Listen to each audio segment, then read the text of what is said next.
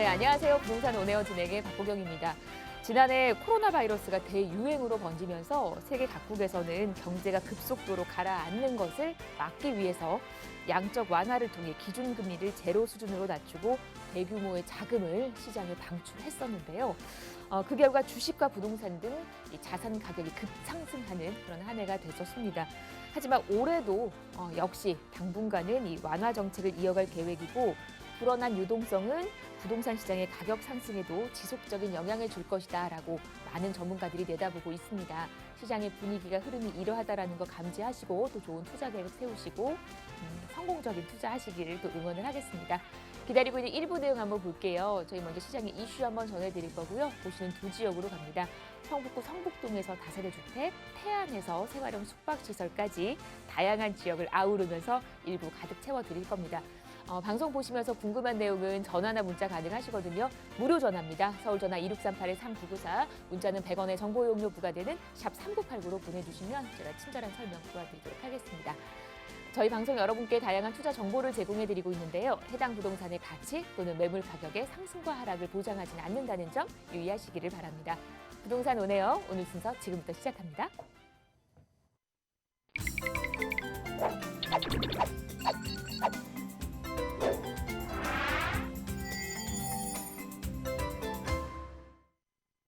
자, 부동산 온에어 저희 오늘 2분과 함께 화요일 순서, 1부 순서 함께 할 겁니다. DNL 종합건설 민철기 대표 나와주셨습니다. 어서 오십시오. 안녕하세요. 민철기입니다. 요즘 뉴스나 신문을 보면 계속 LH 직원들에 대한 어떤 투기에 대한 이야기가 계속 나오고 있습니다. 사실 뭐 투기냐 투자냐에 대한 경계가 좀 애매한 상황에서 분명한 것은 내부적 정보망을 이용해서 사실은 하지 말아야 될 사람들이 뭔가를 한다는 것은 상당히 안 좋은 투기에 해당을 하기 때문에 이 부분에 대해서는 꼭 수정이 되고 좀 수정이 돼야 되는 그런 부분이라고 생각을 합니다. 이런 와중에 사실 오늘 국무회의를 가덕도 신공항에 대해서 국무회의가 통과하는 그런 일이 있었습니다. 그래서 뭐 계속해서 원안대로 3기 신도시도 그렇고 특별법도 그렇고 계속해서 추진을 해나가겠다. 근데 그 와중에서 미리미리 정보를 알고 사실 투기나 투자를 한 사람들에 대해서는 뭔가 환수 조치라든지 여러 가지 이제 법적인 제재가 좀 가해질 필요가 있다고 생각을 합니다. 그러나 이런 사태를 보고 나서 무조건 저 사람은 잘못됐구나, 저 사람은 나쁜 사람이다, 이런 것보다는 어떤 사람은 조금 더 정보를 빨리 캐치를 하고 조금 더 정보에 대해서 좀 더 접근을 빨리 해서 새로운 지역에 좀 선점해서 일찍 들어가서 좀 투자를 해서 좀 더 이익을 보는 사람도 많기 때문에 어떤 무조건 안 좋다, 나쁜 사람이다 이렇게 판단하기보다는 조금 더 공부를 하시든 정보를 좀 더 얻어서 새로운 어느 지역이 좀 좋아질지, 어느 지역이 더 발전할지에 대해서 미리 선점을 하고 투자를 하신다면 괜찮은 투자처가 될 거라고 생각을 합니다. 그래서 오늘은 교통혁명이라고 불리는 GTX 노선, 뭐 사실 되게 오래전부터 얘기가 나왔기 때문에 GTX A나 B나 C, 뭐 요즘엔 D까지 계속 얘기가 나오고 있는데 이 노선들에 대해서는 많이 알려져 있습니다. 근데 제가 상담을 하다 보면 아직도 GTX에 대해서 잘 모르시는 분들도 있고 어느 역에 정차를 하는지 어떤 좋은 점이 있고 어떤 나쁜 점이 있는지 이런 거에 대해서 사실은 모르시는 분들이 많아서 오늘은 교통혁명이라고 불리는 GTX 그리고 또 정말 괜찮은 역이라고 불리는 뭐 월판선이라든지 신림선이라든지 여러 가지 새로운 경전철이나 아니면 지하철들이 지금 들어오고 있습니다. 그래서 시간이 허락한다면 더 많은 노선들을 살펴보도록 하고요. 오늘은 특별히 GTX에 대해서 GTX가 무엇인지 그리고 어떤 방식으로 이루어지는지 요거에 대해 선점을 해보고 어느 지역에 들어오는지 그래서 아직 이제 착공을 한 A도 있지만 이제 착공을 예정을 앞두고 있는 B 그리고 또 아직 초기 단계인 B나 C도 있기 때문에 이런 노선이 어디에 들어오는지 예정역들 한번 살펴보면서 미리 선점하는 그런 효과를 누리시기도 바라며 오늘 GTX를 한번 보도록 하겠습니다. GTX라는 거는 영어를 크게 쓰면 Great Train Express입니다. 상당히 전철이고 지하철이지만 정말 고속으로 지나가는 많은 분들이 잘 모르시는 분 중에 하나가 지하철의 평균 속도입니다. 지하철의 평균 속도가 정말 요즘에 나온 신분당선이나 9호선을 제외하고 대부분의 노선들은 평균 속도가 29km에서 32km 정도 사이밖에 안 됩니다. 즉 상당히 느린 속도로 자동차를 운행하시는 분들이라면 30km 정도가 얼마나 느리다라는 거는 많이 알고 계실 텐데요. 29에서 32km 정도밖에 안 되는 평균 속도를 가지고 있어서 상당히 느리게 갈 때는 되게 빠른 것 같지만 섰다가 또 출발하고 섰다가 출발하고 하는 정차역들이 상당히 많아서 상당히 오래 걸리는 그런 부분이 있는데 이 GTX는 그런 모든 것을 해서 평균이 100km로 갈 수 있는, 즉 100km로 계속해서 달리는 평균을 하기 때문에 빨리 달릴 때는 그보다 훨씬 더 빠르게, 그리고 정차했다가 또 빠르게, 그래서 긴 구간이지만 정차역이 상당히 짧다라고 해서 위대한 혁명이다 해서 이제 GTX라고 이름이 붙여져 있고요. 이것은 2007년도에 경기도지사였던 그때 당시에 김문수 지사님께서 신청을 합니다. 경기도에서 서울에 조금 더 빠르게 들어갈 수 있는 교통수단을 만들었으면 좋겠다. 그래서 여러 가지 제약을 두고 대신에 대심도, 즉 거의 40에서 50m 이상의 지하를 대심도를 연결을 해서 그래야 이제 토지 보상적인 문제가 없기 때문에 상당히 빨리 진행할 수 있고, 그래서 국가적인 차원으로 해서 빠른 교통망을 한번 연결해 보자 해서 2007년도에 제안을 했었고, 여러 가지 논의를 거치는 와중에 2차, 3차 도시계획망에 계속 들어가서 국가철도 계약이라는 것이 이제 10년 단위로 해서 만들어지는 계획이 있는데 2차와 3차에 계속해서 이 GTX가 들어와서 확정이 됐고, 그래서 총 A와 B C노선 3개 노선이 지금 확정이 되어 있고요. A노선은 시작을 했습니다. 착공을 해서 지금 계속해서 공사가 진행 중이고, B노선은 가장 늦습니다. B노선은 가장 늦지만 현재 예비 타당성이 통과가 되어서 계속해서 다음 단계 민자적 격성이라든지 여러 가지 단계를 진행하고 있고요. C단계는 C등급은 예비 타당성 통과했고 민자적 격서까지 통과를 했기 때문에 지금 기본 설계를 계속 그리고 있는 상황. 그래서 예비 C는 확정이 됐다. 그래서 조금 더 김포나 이런 쪽을 또는 인천공항이나 이런 쪽을 좀 확충하기 위해서 D 노선이 현재 계속 얘기가 되고 있고, 아직 발표는 안 되었지만 이번에 나오는 6월 달 정도에 예상되어 있는 4차의 국가철도망 계획에 들어갈 확률이 상당히 많다라는 D 노선까지 있다. 그래서 총 만약에 D가 된다면 GTX는 A, B, C, D 4개의 노선이 되고, 무조건 어디에서 출발을 하든 간에 서울 도심, 즉 삼성, 서울역 또는 여의도 같은 곳을 적어도 1시간, 빠르면 30분 내로 진입할 수 있는 그런 획기적인 수단이다. 이렇게 이해를 하시면 좋을 것 같아요. 그래서 정말 위대한 교통망이고 전철, 지하철이다라고 생각을 하시면 됩니다. 그리고 목적은 여러 가지 목적이 있지만 크게 3가지. 첫 번째는 서울에 정말 많은 교통난이 있죠. 그래서 지하철을 타고 다니기도 상당히 힘들고, 경기도에서 서울로 진입하는 것은 서울의 인구가 지금 상당히 많이 이제 줄어들고 있다고는 하지만 경기도 인구가 거의 다 받아들여서 1,200에서 1,300만 명을 가리고 있는데, 이분들의 많은 수요들이 지금 서울로 출퇴근을 하고 있는 상황이라서 서울 쪽으로 많이 들어오고 있습니다. 그래서 교통이 상당히 복잡하고 경기도에서 들어올 때는 교통이 많이 밀려서 많이 힘들어하는 상황인데, 그런 교통 대란을 해소하기 위해서 사실 GTX라는 게 만들어졌고요. 두 번째는 그러다 보니까 서울에 너무 많은 사람들이 출퇴근이 어렵다 보니까 서울에서 집을 사려고 하고, 서울에 수요가 있고 공급은 부족하다 보니까 집값이 많이 오르고 있어서 그런 대책을 경기도나 3기 신도시 또는 2기 신도시 같은 신도시들을 만들어서 인구를 분산을 하고, 그리고 교통이라는 혁명을 통해서 수요를 그런 대책을 만들어서 서울의 집값을 잡겠다라는 취지가 또 하나 있었고요. 세 번째는 사실 매연이 상당히 많습니다. 차로 왔다 갔다 하고 매연이 많기 때문에 도심에 있는 지하철을 이용하고 친환경적인 걸 사용을 해서 서울의 환경, 또 경기도의 환경을 보호하겠다라는 취지로 해서 더 많은 목적이 있지만 이 3가지 목적에 의해서 GTX가 처음에 주장이 됐고, 다 받아들여지고 여러 가지 영향평가라든지 환경평가라든지 어떤 재정 긍정성을 다 따져서 통과가 됐다. 이렇게 보시면 됩니다. 그럼 구체적으로 하나씩 보면 GTX-A입니다. GTX-A 노선은 경기도 북부의 운정부터 시작해서 맨 밑에 남부의 동탄까지 내려가는 그런 노선이고요. 제일 깁니다. 제일 긴 노선이고 총 83.3km를 가는데 정차역이 10개밖에는 되지 않습니다. 즉 8km에 하나씩 따진다면 8km에 하나씩 역사가 있기 때문에 상당히 빠른 속도로 올라가고, 그리고 위에 어떤 지나가는 것이 아니라 대심도를 해서 직선으로 나왔기 때문에 상당히 빠른 속도로 갈 수 있다. 이렇게 보시면 좋고요. 그래서 2018년 상당히 빠른 벌써 한 3년 되었습니다. 3년 전에 예비 타당성을 통과했는데, 예비 타당성이라는 것이 무엇인지에 대해서는 간단히 설명을 드리면, 국가적인 재정 어떤 지출이 이루어지는 사업, 특히 500억 이상의 재정 수출이 이루어지는 사업에 대해서는 과연 이 지출을 했을 때, 이 재정이 사업이 쓰였을 때 타당하냐, 이것이 경제적으로나 정책적으로나 타당을 하냐라고 이제 그런 차원에서 예비 타당성이 만들어지는데요. 예전에는 타당성 검사만 했다 그러면 요즘에는 예비까지 해서 지금 IMF가 지나고 김대중 대통령 시절에 과연 타당성만으로 되겠느냐, 어떤 경제적인 것도 살펴를 봐야 되겠다는 취지로 예비 타당성인 게 만들어졌고, 그래서 500억 이상의 국채가 국가의 재정이 들어가는 경우에는 무조건 예비타당성을 받게 돼 있습니다. 그래서 BC 점수라는 게 있고 AHP라는 점수라는 게 있는데 간단히 말씀드리면 BC는 경제성, 즉 지출 대비해서 얼마나 수익을 얻을 수 있느냐를 따지는데 이것이 1을 넘어야 됩니다. 1을 넘어야 되는 부분. 그리고 AHP는 정책적으로 괜찮으냐 따지는데 이것은 0.5가 넘어야 되는 상황이기 때문에 예비타당성을 봤을 때 BC는 1.11 그리고 HP는 0.5를 해서 예비타당성이 통과가 되었다 이렇게 보시면 좋고요.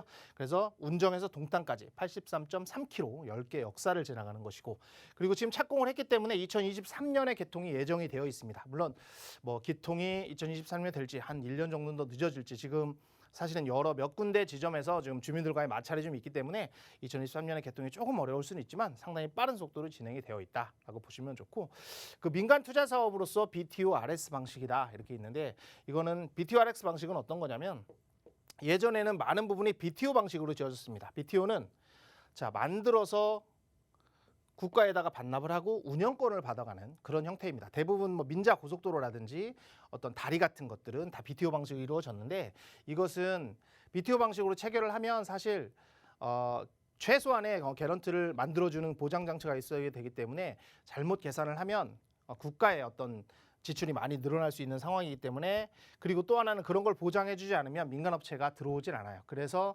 BTO에다가 서로 분산을 하자. 리스크가 있으면 서로 나누고 수익 있으면 서로 나누자라는 BTO-RS 방식이 적용이 됐다. 이런 방식으로 적용하는 것이 뭐 신림선도 그렇고 요즘에는 계속해서 이런 방식들이 상당히 많이 적용이 되는 그런 거다라고 이해를 하시면 좋을 것 같고요. 노선을 전체적으로 살펴보면 처음 시작이 운정역입니다. 운정역은 그래서 운정역은 파주에 의해서 되게 상당히 좋은 2기 신도시에 해당이 되고 지금도 계속 입주를 하고 있는데 상당히 저평가되어 있다기보다는 주목받지 않았던 곳입니다. 뭐 보통 32평 기준으로 해서 4억에서 5억 정도 형성이 되다가 GTX가 발표가 되고 또 조정지역에서 빠지고 하면서 지금 현재 8억에서 9억까지 올라가는 그런 획기적인 것이 바로 GTX의 힘이다라고 보시면 좋고 운정에서 시작해서 킨텍스, 대곡 이렇게 해서 여기에 중간에 연신내와 대곡 사이에 창릉 신도시가 들어서게 됩니다. 그래서 창릉 신도시에도 역사가 하나 들어오게 되어 있고요. 연신내 서울역을 지나서 삼성 그리고 수서 그리고 쭉 와서 판교인 성남을 통과하고 용인과 그리고 동탄까지 내려오는 곳. 즉 10개 노선인데 창릉까지 포함하면 11개 노선이 될 것 같고요. 그래서 이 역들은 사실 이 삼성이나 이 서울의 중심은 지금도 너무 비싸서 사실은 들어가기가 상당히 어려운 상황인데 그렇지만 상대적으로 뭐 동탄이나 운정 그래도 많이 올랐지만 이런 곳들이 조금은 한번 지켜볼 게 상당히 좋은 곳이 아닐까 싶은 생각이 들고요. 그래서 이 GTX A 노선은 운정에서부터 동탄까지 해서 서울을 북에서 서로 이렇게 나눈다 이렇게 보시면 좋고요. B 노선에 대해서 간단하게 살펴보겠습니다. B 노선은 아직은 지금 시작이 되어 있습니다. 여러 가지 단계 중에 예비 타당성만 지금 통과를 한 상태고요. 예비 타당성은 2019년에 8월에 통과를 했습니다. 예비 타당성을 면제하자 말자라는 것이 상당히 많이 논의가 됐지만 실제로 그냥 예비 타당성을 통과를 해서 진행을 했고요. 송도에서 마석까지 처음에는 뭐 송도에서 마석이 아니라 조금 더 단축되는 기간이었지만 예비 타당성을 맞추기 위해서 기존 노선을 사용하는 그런 것들 때문에 송도에서 마석까지 해서 80.1km의 13개 역사가 들어오고요. 여기도 3기 신도시인 왕숙 신도시가 지금 들어가게 되어 있습니다. 이렇게 되어 있고 뭐 개통 예정은 2027년인데 사실은 뭐 조금 더 연기가 될 것 같아도 2030년 정도까지는 가야 될 것 같고 총 비용은 5조 9천억 거의 6조 가까이가 들어가는 상당히 큰 규모의 국책 사업이다 이렇게 이해를 하시면 좋을 것 같아요. 그래서 이 B노선이나 아니면 C노선 그리고 다른 노선에 대해서는 시간이 허락하면 다음 주에 조금 더 이어서 설명을 해드리도록 하겠습니다. 네, 신설 주요 교통망 관련해서 GTX A 노선 중심으로 말씀을 풀어주셨고요. 이외에도 또 다양한 얘기는 저희가 다음 주에 To be continue 기대해 주시기를 바랍니다. 궁금하신 내용 아래 번호 전화 주시면 저희가 자세하게 교통망 관련해서도 또 상담 도와드리도록 할 거고요. 지금부터는 이제 또 좋은 지역에서 얘기를 풀어드리도록 할 겁니다. 두 지역 갈 건데 먼저 만나보실 곳은 성북구 성북동 기다리고 있습니다. 4호선 한성대 입구역 이용할 수 있는 다세대 주택입니다. 시세가 4억 3천에서 4억 5천 정도. 지금부터 성북동 얘기 함께 들어보도록 하죠. 네. 거주 만족도가 상당히 이제 좋은 지역입니다. 어떤 매력이 있는지 지금부터 성북동에 관한 설명 들어보도록 할게요. 네. 성북동은 지금 사실 서울에 입지가 좋은 곳 중에 어떤 곳이 있냐라고 사람들이 많이 물어보면 제일 입지 좋은 곳은 일자리가 많은 곳이다라고 답변을 하고 그중에 제일 핵심적인 것이 강남이고 그리고 여의도 중심이고 뭐 명동과 충무로 중심으로 이렇게 많이 말씀을 하십니다. 그중에 중심 업무 지구인 충무로 지역과 그 명동과 상당히 가까운 곳에 위치하고 있는 곳이고 성북동을 많은 분들이 한 가지만 알고 있는 분 많아요. 그 외고 대상안도 많고 그리고 곧 지금 뭐 부잣집들이 살고 있는 그런 곳이라고 이해하시는 분들이 많은데 성북동은 부잣들이 살고 있는 그런 대형 저택들도 많고 소규모의 어떤 그 조금 가난하신 분들이 좀 살고 있는 그런 촌도 상당히 있기 때문에 두 지역에 혼재하는 지역이다 이렇게 이해하시면 좋고 그래서 지금 오래된 빌라나 어떤 재건축해야 되는 재개발해야 되는 곳들이 많기 때문에 그런 예정들이 같이 섞여 있는 곳이다라고 이해를 하면 되는데요. 오늘 소개하는 투자 포인트는 바로 그것 중에 하나입니다. 지금 예전부터 오랫동안 지어졌던 빨간 벽돌들이 상당히 많은 지역이고 재개발을 지금 계속해서 진행이 되고 있는 곳이고 성북에는 총 4개 구역이 있는데 그중에 1구역, 2구역, 3구역, 4구역 중에 1구역 안에 해당되는 다세대 주택이다. 이렇게 이해를 하시면 좋을 것 같고 두 번째는 입지입니다. 입지는 서울에서는 뭐 경기도도 상당히 신도시도 있고 좋은 곳들이 많지만 서울에서는 아무래도 직장과 가까운 직주 근접의 어떤 지역이나 위치가 상당히 좋은데 서울 중심 업무 지구에 상당히 가까운 그리고 역에서 상당히 가까운 곳에 위치하고 있다. 그래서 풍부한 임대 수요라든지 어떤 직주 근접이 가능한 곳이기 때문에 제가 투자 포인트로 잡았고요. 세 번째는 무분별하게 서울 근교기 때문에 무분별하게 개발이 되는 것이 아니고 이 지역은 사대문과 상당히 가까운 지역이기 때문에 역사적인 가치가 상당히 큰 지역입니다. 그래서 역사나 문화를 보존하면서 그리고 주택이나 이런 걸 정비해 나가는 역사 문화 보존의 지구 단위 계획으로 설립이 돼 있어서 어떤 난개발을 예방을 하고 역사 문화를 계속해서 발전을 해 나가면서 깨끗하게 지내가면서 어떤 오래되고 또 낙후된 그런 주거 지역을 변모하는 그런 식으로 같이 윈윈해서 나아가고 있기 때문에 이 또한 상당히 좋은 투자 포인트다라고 해서 설명을 드리고 싶고요. 위치를 살펴보면 지하철이 이렇게 지나갑니다. 지하철은 4호선이 지나가고요. 4호선 중에 명동과 충무로로 상당히 가까울 한 두세 정거장이면 들어갈 수 있는 곳이고 바로 밑에가 해화역이라고 대학로, 젊은이들은 대학로로 많이 알려져 있고 병원이나 이런 걸 다니시는 분들은 서울대학병원으로 많이 알려져 있기 때문에 그곳이 바로 해화역의 바로 밑에 있고요. 바로 위에가 한성대역 입구가 있습니다. 뭐 한성대가 바로 있지는 않지만 어쨌든 한성대역 입구가 있고 한성대역 입구에서 바로 인접해 있는 곳이 바로 성북 1구역이다. 그리고 성북 1구역과 바로 붙어 있는 길 하나로 붙어 있는데 이것이 3구역. 지금은 현재는 일부 지역을 재척을 하고 5구역이라고 구역을 변경을 해서 현재 공공재개발을 계속해서 신청을 하고 있는 단지고 1구역과 3구역은 두 군데 다 공공재개발을 계속해서 신청을 하고 있다. 이렇게 보시면 좋고 조금 더 떨어져서 성북 2구역과 4구역이 존재하고 있고요. 그쪽도 자기 나름대로의 어떤 개발 계획을 계속해서 발전하고 있다. 이렇게 보시면 좋아요. 좀 더 올라가면 말이 요즘에 계속 나오죠. 기름 뉴타운이라든지 비안 뉴타운 그리고 좀 더 밑에는 장위 뉴타운들이 계속 자리 잡고 있어서 강북에서 지금 계속해서 핫한 지역으로 핫플레이스로 지역이 자리 잡고 있고 재개발들이 계속해서 이루어지는 뭐 보통 뭐 장위 같은 경우도 15개 구역으로 만들어져서 지금 거의 7, 8개는 입주를 하고 있고 나머지도 계속 진행이 되고 있을 정도로 상당히 발빠르게 진행되는 곳에 그보다 더 중심 업무지구에 가까운 곳에 위치한 지역이다. 이렇게 보시면 좋고요. 그럼 어떤 좋은 점이 있는지 살펴보면 첫 번째는 동북선이라는 것이 예정이 되어 있습니다. 동북선은 사실 왕십역에서부터 상계역까지 올라가는 역입니다. 그래서 이게 북쪽으로 횡단하는 그런 선인데요.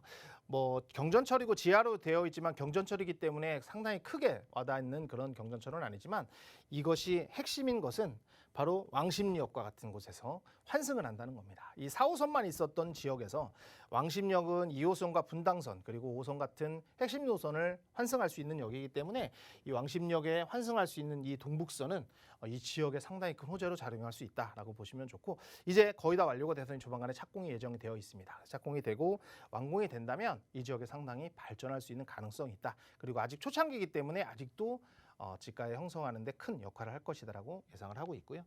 두 번째는 복잡하지만 지구 단위에 대한 얘기입니다. 역사 문화를 보존하자는 지구 단위이기 때문에 지금 계획이 다 만들어져 있고 이 계획을 벗어나서는 난개발을 할 수가 없습니다. 그래서 역사 문화는 최대한으로 보존을 하면서 오래된 것들은 정비를 하고 새로운 것들을 만들어지고 주거 지역은 별도로 해서 새롭게 지금 재개발이라든지 도시 재생으로 계속해서 바뀌어가고 있기 때문에 이 지역이 체계적으로 정비가 돼서 이것 또한 상당히 큰 호재다 이렇게 말씀드리고 싶고요.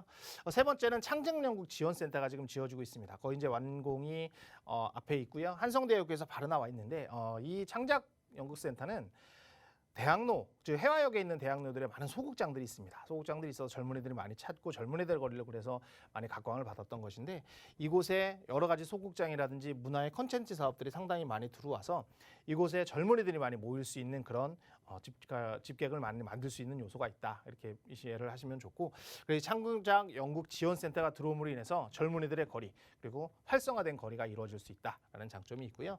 네 번째는 바로 공공재개발입니다. 공공재개발로 성북이 지금 신청을 했고 동의율은 현재 1위입니다. 지금 28개 정도의 마지막 후보가 집격이 되어 있고 거의 70군데가 선정을 해서 1차는 발표를 했고요. 2차가 지금 28개 남았는데 이 중에서 상당히 유력한 이 중에 10개 정도에서 15개가 발표가 될 텐데 상당히 유력하고 동의율은 76% 이상이 되기 때문에 거의 확실시되고 있는 지역이다. 그래서 성북 1구역, 지금 성북 3구역 같은 경우도 신청을 했다가 지금은 다음을 한번 노려야 되는 상태로 벌어졌고 현재는 성북 1구역이 유력한 상황으로 해서 공공재개발을 신청을 했고 아마 3월 말, 이번 달 말이나 4월 초 정도에 지금 예정이 되어 있다. 이렇게 보시면 좋고요.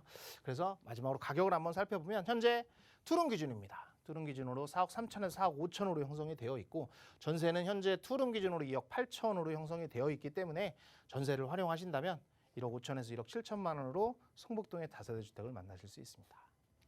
네, 직장인 수요 많은 곳에서 성북동에서 얘기 전해드렸습니다. 궁금한 내용은 아래 번호 함께 하시면 자세한 상담 받아보실 수 있고요. 계속해서 다음 지역, 저 이번엔 태안으로 한번 가볼게요. 태안군 소원면에 위치한 생활형 숙박시설입니다. 천리포 해수욕장 가까운 곳이고요. 시세가 1억 5천에서 4억까지 지금부터 자세한 얘기 들어보도록 하겠습니다. 네. 나들이 떠나기 참 좋은 곳이죠. 어떤 매력이 있는지 설명 들어볼게요. 네. 지난주에 눈이 너무 많이 왔는데 오늘 이번 주에는 날씨가 너무 좋아서 정말 날씨가 좋을 때 그 코로나 시대가 거의 끝날 이 시점에 있어서 상당히 추천해 주고 싶은 지역이라서 이제 들고 나왔는데요. 천리포 해수욕장이라고 만리포 해수욕장 그 태안에 있는 상당히 유명한 해수욕장 바로 옆에 있는 생활형 숙박시설입니다. 첫 번째는 본인 혼자 즐길 수도 있고 세컨하우스로 즐길 수도 있고 수익도 어느 정도 기대할 수 있는 그런 요소가 있는 곳이다. 그리고 두 번째는 정말 천혜의 형정을 가지고 있는 수목원, 천리포 수목원과 그리고 바로 앞에 해수욕장이기 때문에 정말 힐링이 될 수 있는 그런 곳이다라고 보여지고요. 세 번째는 혼자 하는 것이 아니고 지금 1,500만의 반려견 시대, 또 반려묘 시대가 있다고 합니다. 그래서 이 반려견이나 어떤 애완동물들을 위한 주거를 같이 할 수 있는 역할이 있기 때문에 이런 동반 리조트다라고 해서 큰 핵심 지역이다라고 해서 말씀을 드리고 싶고요. 위치를 한번 살펴보면 서해안고속도로가 이렇게 내려갑니다. 서해안고속도로가 이제 목포까지 내려가는데 한 1시간 30분 정도 지나면 서산 IC가 있고 바로 들어가면 태안이다라고 말씀을 드리고 싶고 이 태안은 이 테두리를 통해서 상당히 지금 해양 관광을 상당히 많이 하고 있는 곳 중에 하나고요. 그래서 이쪽 신도리 밑에 지금 천리포 해수욕장, 만리포 해수욕장에 바로 인접한 곳이다라고 보면 되고 구체적으로 한번 살펴보면 바로 이곳이 천리포 해수욕장, 천리포 수목원입니다. 18만 평 규모를 가지고 있는 상당히 큰 수목원이 자리 잡고 있는데 또 바로 앞에는 정말 천혜 해변을 가지고 있는 천리포 해수욕장이 자리 잡고 있고 그 위치에 위치하고 있는 그런 생활형 숙박시설이다. 그래서 바다가 전부 조망이 되는 그런 곳에 위치하고 있다라고 보시면 좋고요. 어떤 것들이 있냐면 이 천리포 수목원 같은 경우에는 2001년에 개장을 해서 세계에서 가장 유명한 그런 걸로도 소개가 되었던 수목원 중에 하나고요. 총 16,000여 종류의 어떤 식품이 있고 그리고 18만 평 규모로 되어 있기 때문에 정말 힐링하기에 정말 좋은 장소다. 요즘 숲이 있으면 상당히 각광받는 지역이라고 하는데 이 수목원이 바로 옆에 끼고 있고 또 바로 앞에는 해수욕장이 있기 때문에 정말 처녀의 입지에 위치하고 있다. 이렇게 보시면 좋고 두 번째는 지금 해저 터널이 만들어지고 있습니다. 물론 조금 더 밑으로 내려가서 대천항에서부터 안면도를 통해서 원산도로 넘어가는 그런 해저 터널이 개통이 되어가고 있고 그래서 올해 안으로는 개통이 되기 때문에 이 해저 터널을 통해서도 태안으로 진입을 할 수가 있어서 이 또한 상당히 큰 호재로 자리 잡고 있고요. 그리고 바로 밑에는 신진도라는 섬이 있습니다. 이곳에 해저 케이블카도 지금 만들어지고 있어서 이 관광 코스로 계속해서 개발이 되고 있어서 이 또한 상당히 큰 호재로 자리 잡고 있다라고 보시면 좋고 마지막으로 봤을 때는 지금 현재는 집에서 애완동물이나 이런 것들을 많이 키우고 있는 분들이 상당히 많습니다. 우리나라 인구 중에 1,500만 시대가 지금 반려견이나 반려묘를 키우고 있다고 하는데 그 애완동물을 위한 그런 리조트다. 그런 생활형 숙박시설이다. 이렇게 이해를 하시면 좋고요. 이렇게 강아지들과 같이 뛰어놀 수 있는 놀이공원 같은 것도 있고 그리고 안으로 들어가면 침대라든지 이런 것들이 다 있기 때문에 정말 편하게 내가 어떤 많이 못 데리고 갔던 그런 애완동물들을 같이 데리고 갈 수 있는 그런 최적의 장소다라고 보면 좋을 것 같아요. 그래서 마지막으로 포인트를 한번 살펴보면 반려견 시대를 대비한 동반 리조트가 가능한 그런 생활형 숙박시설이다. 그리고 천혜 자연환경 해수욕장, 수목원, 그리고 만류페 해수욕장이 바로 옆에 있다. 그리고 서울에서 2시간이면 갑니다. 서해안고속도로를 타고 2시간이면 진입이 가능하기 때문에 멀지 않은, 굳이 강원도로 가지 않고 제주도로 가지 않아도 힐링을 즐길 수 있는 곳이다. 그리고 마지막으로는 나 혼자 쓸 수 있는 세컨하우스 또는 운영 수익까지 기대할 수 있는 그런 곳이기 때문에 최적의 것이다. 이렇게 보시고요. 마지막으로 가격을 말씀드리면 평형에 따라 틀립니다. 거의 다 바다가 조망이 되는데 평형에 따라서 1억 5천만에서 4억 원 정도로 가격이 형성이 되어 있고요. 대출은 50%에서 60% 정도가 가능하기 때문에 대출을 활용하신다면 6천만 원에서 최대는 1억 5천으로 생활형 숙박시설을 만나실 수 있습니다. 네, 태안에서 생활형 숙박시설 전해드렸습니다. 오늘 방송 보시면서 궁금하신 내용은 아래 번호로 전화 주십시오. 서울전화 1638-3994, 문자는 100원의 정보 이용료 부과되는 샵 3989로 보내주시면 제가 설명, 상담 도와드리도록 할 겁니다. 저희 1부는 여기서 마치고요. 잠시 후 2부로 돌아올게요. 네.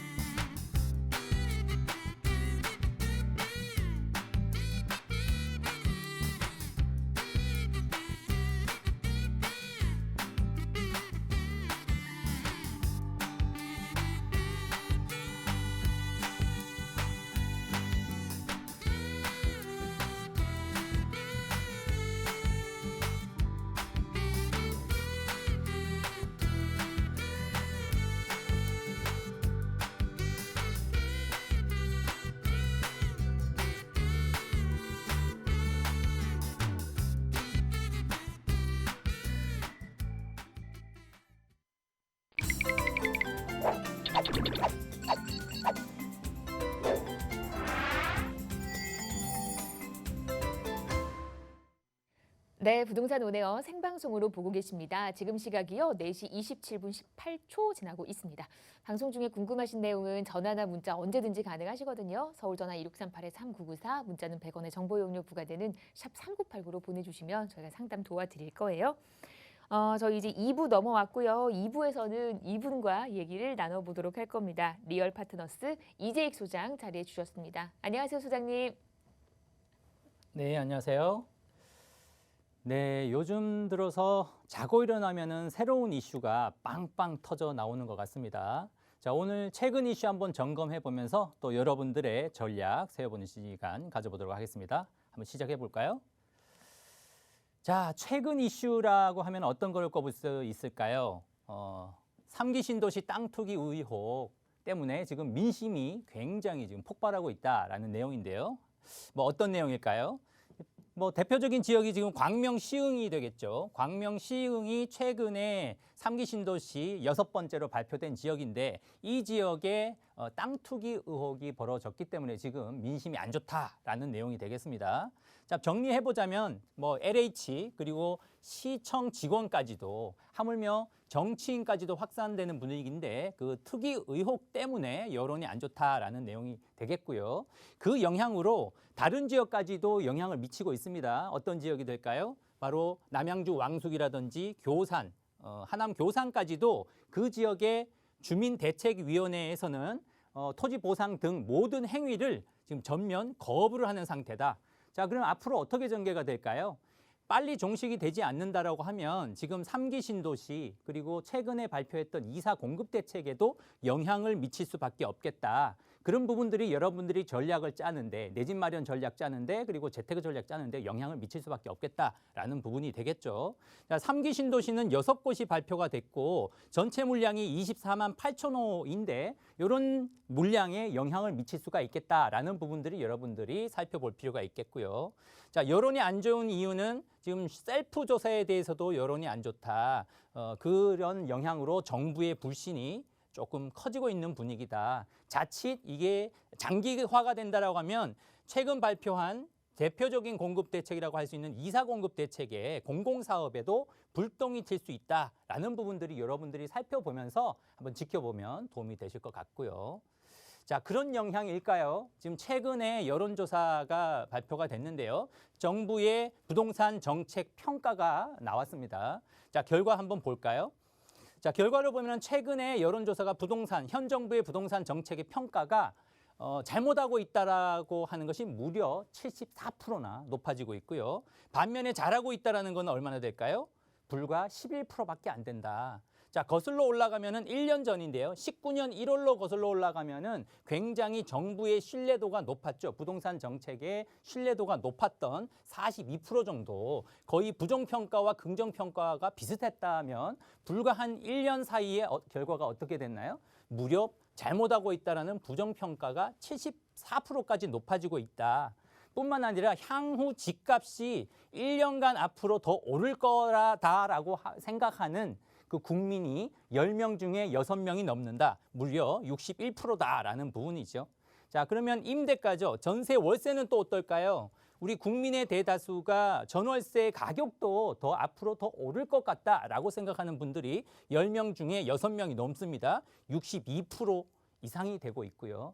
자, 그렇다면 지금 정부의 부동산 정책이 지금 갈수록 점점 불신이 점점 확산되고 있는 분위기다. 자, 이런 부분들이 아무래도 시장 참여자들의 심리적으로 영향을 줄 수밖에 없겠다라고 볼 수가 있겠습니다. 참고하셔서 여러분들 지켜보시면 도움이 되실 것 같고요. 그렇다면 이 시기에 우리는 어떤 전략을 세우면 좋을까? 자, 굉장히 혼란스럽죠. 여러 가지 땅 투기 의혹 때문에도 굉장히 시장이 혼란스럽고요. 이런 분위기에 한번 여러분들은 끊어갈 필요가 있겠다라고 볼 수가 있겠는데요. 피할 지역이 있을 것이고 공략할 지역이 있겠다라는 내용을 다뤄보도록 하겠습니다. 자, 그럼 피할 지역과 공략할 지역으로 나눠봤습니다. 자, 어떤 지역을 피해야 될까요? 대표적으로 현 정부에서 핵심 공급 정책이라고 볼 수가 있었던 8.4 공급 대책과 2.4 공급 대책에 해당하는 지역들은 피하면 좋겠다. 자, 어떤 지역이죠? 자, 8.4 공급 대책에서 공공재개발 발표 지역, 그리고 공공재건축 발표 지역인데 그 당시에 분양권 권리 산정 공고일이 작년 20년 9월 21일이죠. 9월 21일에 영향을 받는 부동산들은 모두 어떻게 해야 될까요? 피해야 되겠다. 자, 두 번째는 최근에 발표한 2.4 공급 대책 발표한 지역들이 있습니다. 이제 7월 달까지 무려 222곳을 발표할 예정으로 있죠. 그런 발표될 지역들을 피하면 좋겠다. 자, 그 기준일은 바로 2021년 올해 2월 4일 이후 신규 매입 계약에 해당하는 경우는 현금 청산을 한다고 하기 때문에 이런 대상지는 피하면 되겠다라고 정리를 해볼 수가 있겠고요. 반면에 공략할 지역은 어떤 지역일까요? 이 지역을 제외한 나머지 비규제 지역은 오히려 지금 적극적으로 매수를 해도 되겠다라는 내용이 되겠습니다. 자, 구체적으로 살펴보면 피할 지역이죠. 8.4 그리고 2.4 공급대책 규제 지역은 피하면 좋겠는데 대표적으로 쉽게 이야기하면 낙후 지역을 피하면 되겠다. 낙후 지역은 어떤 지역이죠? 노후도가 굉장히 높은 지역이죠. 우리가 딱 봐도 임장활동을 하면서 딱 봐도 굉장히 낙후 지역이어서 여기는 당장이라도 개발을 해야만 되는 지역. 그런 지역은 지금은 피해야 되겠다. 그런 지역의 역세권 피하시고요. 그리고 유력 중공업 지역들을 피해야 되겠다. 대표적으로 요즘에 유력한 지역으로 서부권이 꼽히고 있고요. 그리고 낙후 지역의 저층 주거지를 피해야 된다. 자, 그런 지역들 지금 공공재개발 지역들이 1차 후보지가 발표가 됐고 3월 달, 이번 달 말에 또 2차 후보지가 발표된다고 하죠. 그런 지역들이 공통점이 뭘까요? 낙후도가 굉장히 심하다라는 지역이죠. 우리가 지금 딱 봐도 당장이라도 개발을 하지 않으면 안 되겠다라는 싶은 지역들은 피하면 좋겠다. 또 그 중에 하나가 뉴타운 정비구역 해제 지역이 있죠.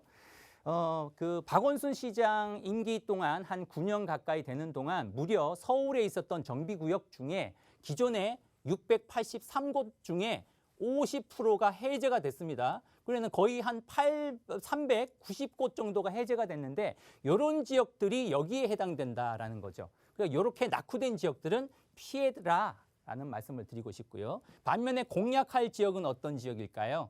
비규제 지역, 그 정비구역 중에서 현재 사업 시행이 활발한 지역, 그리고 관리 처분 인가가 떨어진 지역이나 재건축 지역, 새 아파트, 그리고 중저가 아파트들은 괜찮겠다.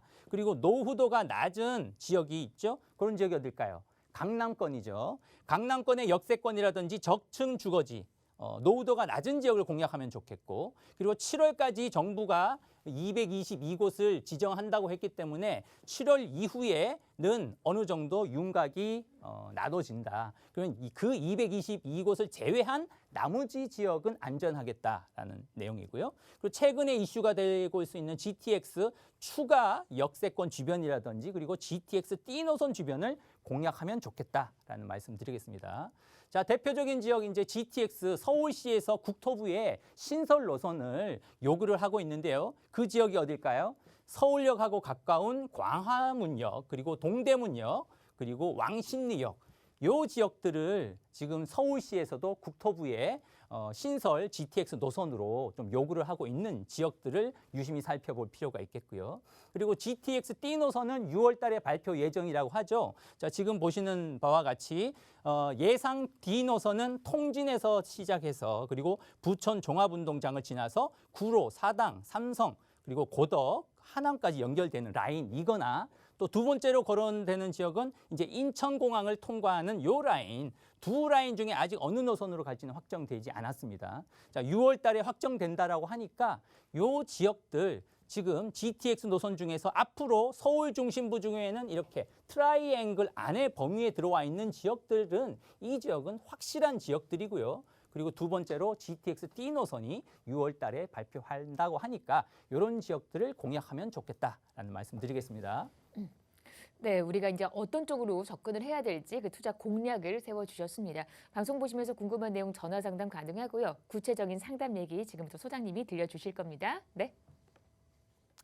네, 혼자 고민하지 마시고 언제든지 편하게 전화 주시면 됩니다. 자, 아래에 보이는 전화번호 2638-3994번, 2638-3994번으로 전화 주시면 선착순으로 예약을 잡아드리고요. 여러분들이 뭐 여러 가지 요즘 분위기가 굉장히 혼란스럽죠. 여러분들의 어려움, 고민을 말끔하게 해결해 드리도록 하겠습니다. 네.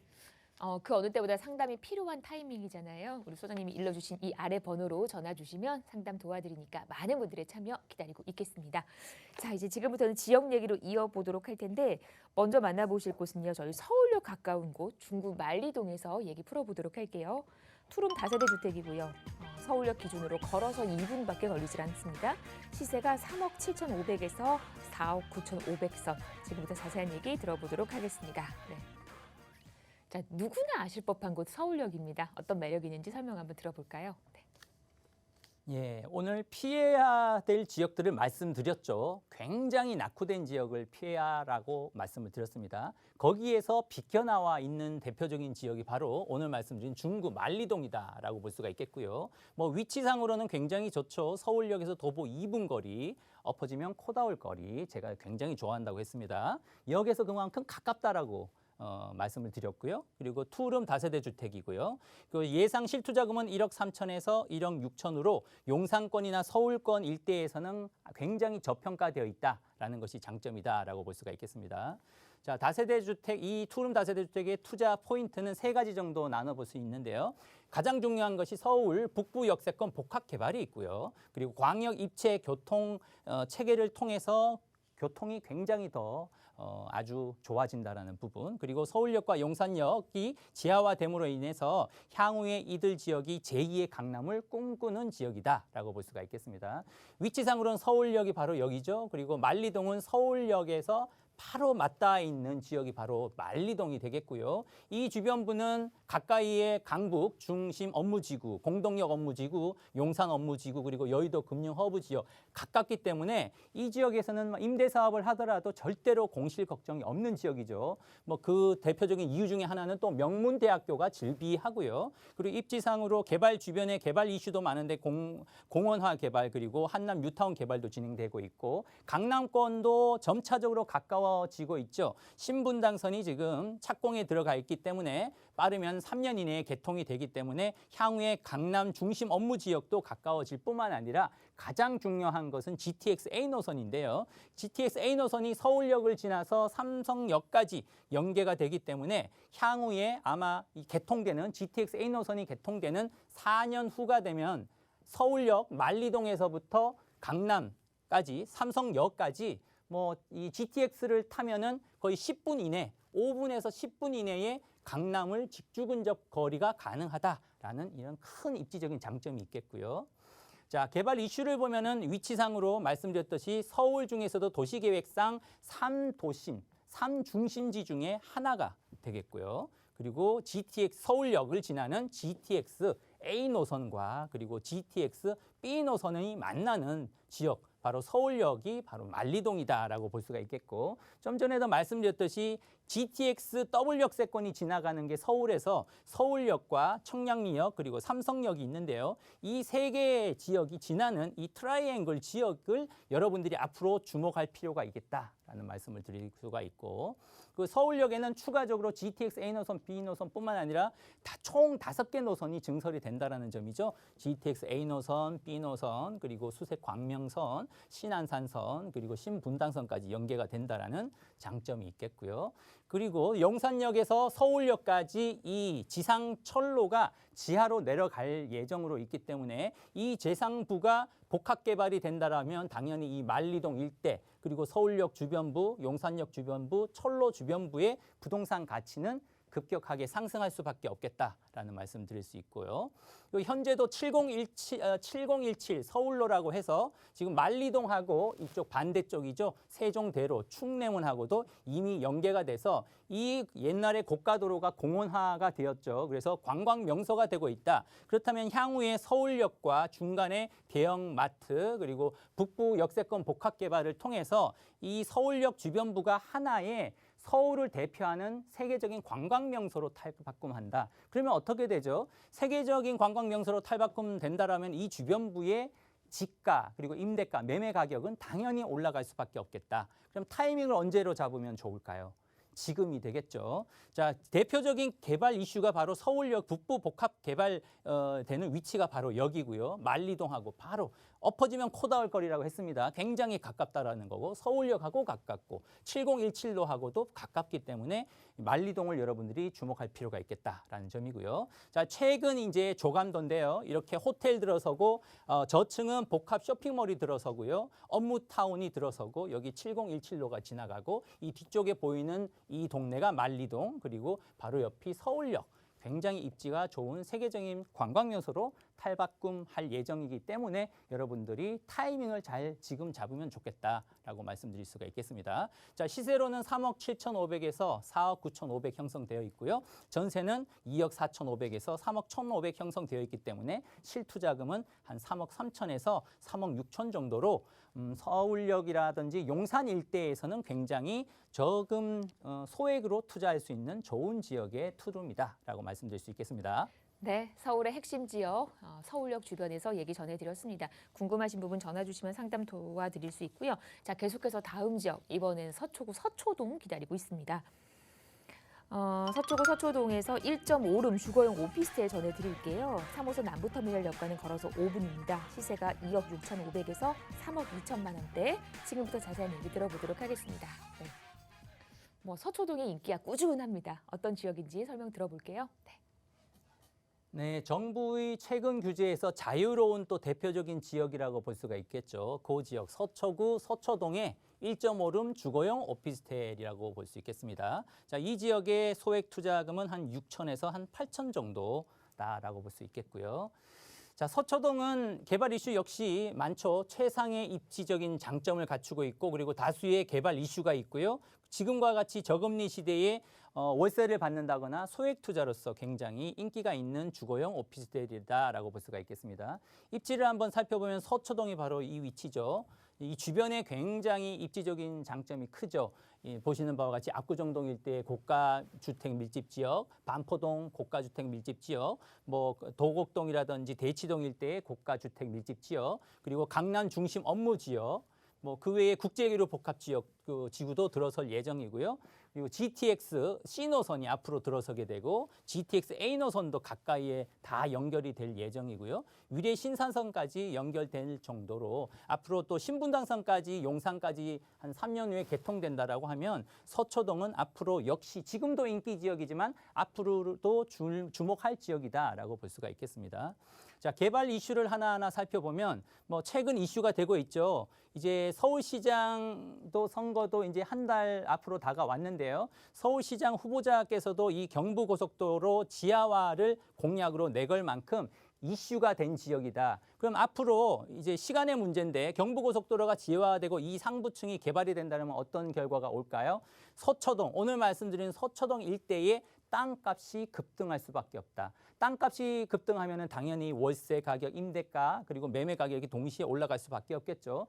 그런 지역을 지금 공략하는 타이밍으로 굉장히 좋다라는 말씀 드릴 수 있고요. 그리고 서초동에 롯데 칠성부지가 있죠. 롯데 칠성부지도 이제 순차적으로 복합 개발이 되고 최고층이 63층 건물이 들어설 예정인데요. 바로 용지가 지금 현재는 이렇게 롯데 칠성부지 공장이 아직까지도 이렇게 물류센터가 들어서 있죠. 이게 향후에 어떻게 개발이 되나요? 이렇게 고층 빌딩으로 최고층 63층에 복합시설이 들어선다. 좋은 직장이 많이 들어선다. 좋은 직장이 많이 들어서면 어떻죠? 우리가 이렇게 주거용 오피스텔을 투자를 할 때 월세 놓기도 좋고 여러분들이 가장 걱정하시는 공실의 우려도 좋고 그리고 이렇게 복합 개발됨으로 인해서 시세도 상승하기 때문에 시세 차익도 가능하다라는 장점이 있겠죠. 자, 그리고 정보사 부지가 있는데요. 위치상으로는 서초역에 바로 앞에 있는 정보사 부지도 이제 땅이 매각이 돼서 이제 본격적으로 이렇게 복합 오피스타운이 들어선다.